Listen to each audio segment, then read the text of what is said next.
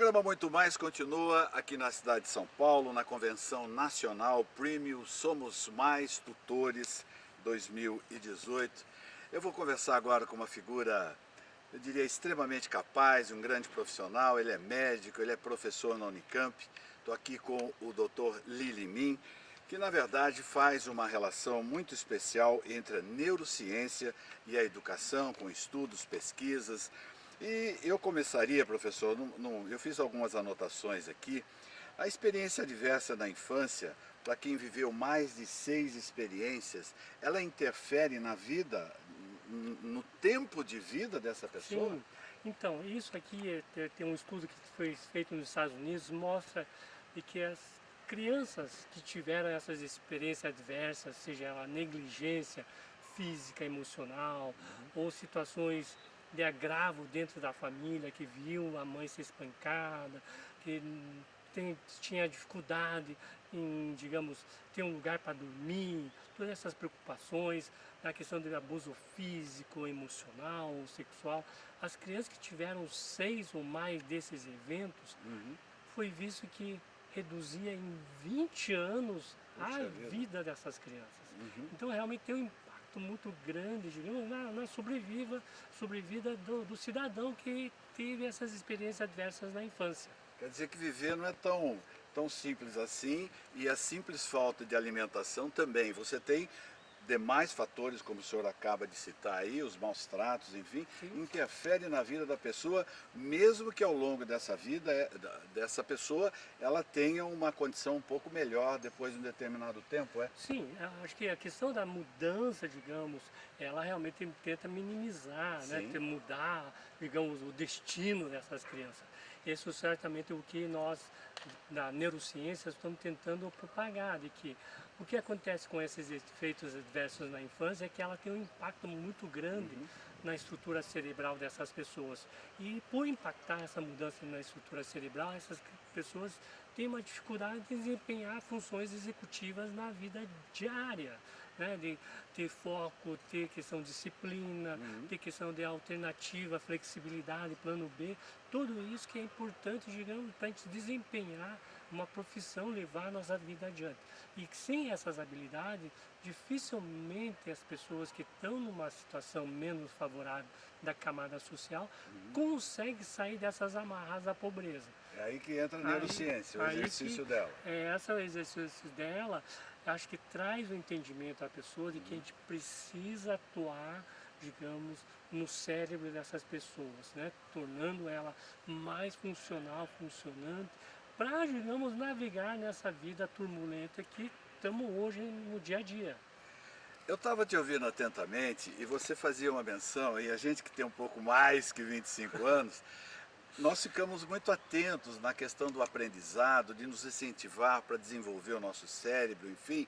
Quer dizer que até os 25 anos a capacidade de absorção ela é infinitamente maior no ser humano, professor? Acho que, assim, precisa entender que o cérebro, ela realmente é moldável, né? Que a gente chama em termos plásticos, que a gente pode modificar.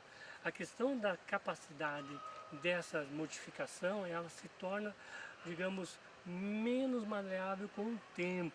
Até aos 25 anos de idade, o esforço para fazer essa mudança é muito menor comparado, digamos, agora com 50 anos. Você precisa ter um esforço muito grande, hercúleo. Difícil assimilar, não é? Exatamente. A assimilação se torna mais complicada. Exatamente. Então, o que a gente fala, né, que é um momento mágico até os 25 anos, em que o cérebro passa um processo de maturação importante até chegar no seu ápice nesse período, é o período em que realmente toda a possibilidade de fazer com que esse cérebro se desenvolva na sua plenitude deva ser oferecido a esse jovem.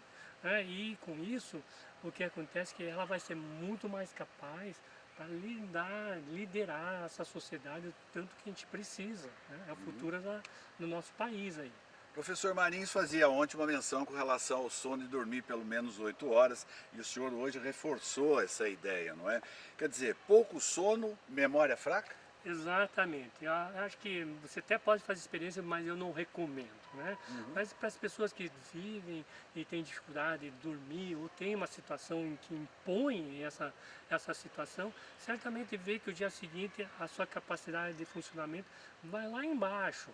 Acho que enquanto você é jovem, né, pelo fato, Tudo você bem. vai, mas chega um momento que você começa a ver a dificuldade de você se recompor e trabalhar daquela maneira produtiva como deve. E o dormir, ela é importante, tão importante como você está aprendendo as coisas, faz parte do processo de ensino-aprendizagem que se tem. Você falou um ditado interessante, se você quer um conselheiro, use e busque o travesseiro. Exatamente, esse é um ditado popular, acho que é É. português, né? Uhum. Em inglês e tem um termo que fala sleep on it, né? Durma em cima disso. E que de fato, quando você dorme, no dia seguinte, você acorda, digamos, mais refrescado, com capacidade de tomar uma decisão de uma maneira mais assertiva. Então, dormir tem essa capacidade, no qual, quer dizer, nós podemos todos fazer o uso e devemos fazer. Existem várias maneiras de você fazer exercícios. Tem o exercício físico, o exercício mental, onde que aí entra a neurociência. E você fez uma menção dos atletas de inverno norte-americanos que fazem um uso de uma espécie de um fone de ouvido com músicas ou com alguma coisa que incentive e estimule o cérebro. Isso é uma prática? Isso poderia ser considerado um doping ou um estímulo? Então, olha, nós fizemos até esse estudo aqui na Unicamp, né, já faz um tempo, mostrando que com um estímulo elétrico, né, que uma pequena voltagem, pequena que nem uma pilha de 9 volts, que se passa na cabeça da pessoa, a gente consegue modificar a percepção de cansaço nos atletas de alta performance. Isso faz uma diferença muito importante porque São milésimos de segundo, milésimos né? de segundos. Então, tanto que saiu nesse editorial que eu mencionei, da Nature, uma das revistas mais prestigiosas no mundo científico, mostrando de que a equipe americana de inverno estava fazendo uso desse tipo de artefato e instrumento.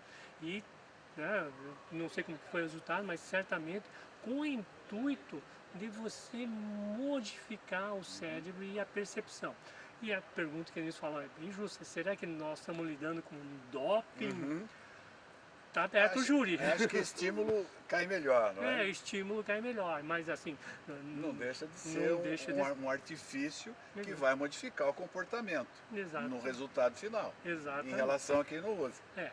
Vamos deixar aqui para o telespectador analisar, Decidir, né, professor? exatamente. Vamos falar um pouquinho de meditação. A meditação, ela muda verdadeiramente a estrutura cerebral? Muda. Então foi até comprovado recentemente, né, de que além, digamos, de quem pratica sabe disso, dos benefícios que ela traz, né, da questão de sentir melhor, mais disposto, né, a cabeça mais arejada, assim por dizer, mas tem um efeito biológico mesmo de mudar a estrutura do cérebro dessas pessoas.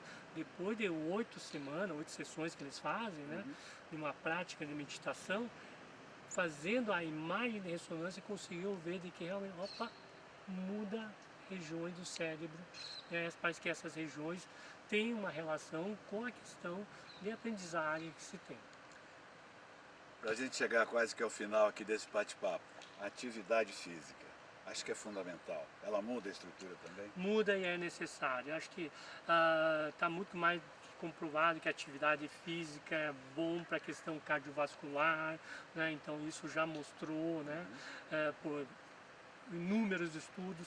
Mais recentemente nós estamos vendo que também é bom para a cabeça, né? Então acho que é aquele ditado, mens sana, corpus sano, e tem todo um sentido hoje muito mais respaldado, né, com os achados de neuroimagem, de neurociência, que mostra claramente de que ao fazer a prática esportiva, a gente consegue fazer uma manutenção do cérebro mais saudável. E que a gente fala, se você quer ter um cérebro que vai durar, porque hoje nós estamos vivendo 80, 90, tem gente que, né, vai chegar até mais, com, digamos, todo advento que seja, mas nada disso vai valer a pena se tua cabeça não estiver funcionando.